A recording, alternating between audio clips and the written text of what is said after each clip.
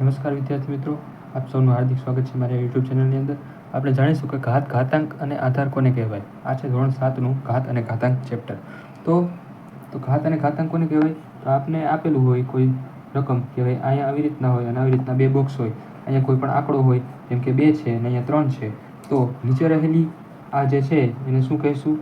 આધાર કહીશું. અને આને શું કહીશું? ઘાતાંક કહીશું. તો આ થઈ ગયું ઘાત અને આધાર. પણ ઘાતાંક અને આધાર થઈ ગયું. તો ઘાત કોને કહીશું? બરાબર. તો ઘાત કોને કહીશું? તો ઘાત એટલે કે અહીંયા 3 છે એ ઘાત જ છે, પરંતુ આપણે ઘાત ક્યારે કહીએ? એને આપણે આનું ઉચ્ચારણ કરીએ તો એને આપણે બોલવામાં આવે કે 2ની 3 ઘાત છે. માટે 3 ઘાતાંક પણ છે, એટલે કે ઘાતનો અંક પણ છે અને ઘાત પણ છે. બીજું ઉદાહરણ કે જેમ કે અહીંયા 4ની 6 ઘાત છે. તો અહીંયા આધાર તરીકે શું થશે? અહીંયા નીચે આપેલું હોય તો એ આધાર થશે, એટલે કે 4 એ આધાર છે, 6 એ ઘાતાંક છે. અને આપણે આને બોલીશું કઈ રીતે? 4ની 6 ઘાત.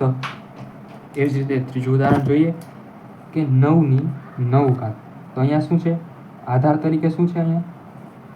તો કે 9 છે. અને ઘાતાંક તરીકે શું છે? એ પણ 9 છે.